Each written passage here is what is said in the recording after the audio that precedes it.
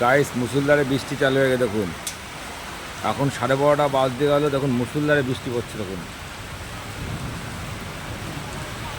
দেখুন কী পরিমাণে বৃষ্টির তেজ, দেখুন কী পরিমাণে বৃষ্টির তেজ।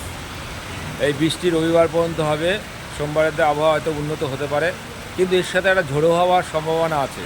তাই বিকেলের দিকে আপনারা বেরোবেন না, বিকেলের দিকে খুব ঝোড়ো হওয়ার সম্ভাবনা থাকে। আপনারা বাড়ির থেকে বিকেলের দিকে কেউ বেরোবেন না। দেখুন আপনাদেরকে দেখাচ্ছি বৃষ্টির তেজটা, দেখুন কী পরিমাণে বৃষ্টির তেজ।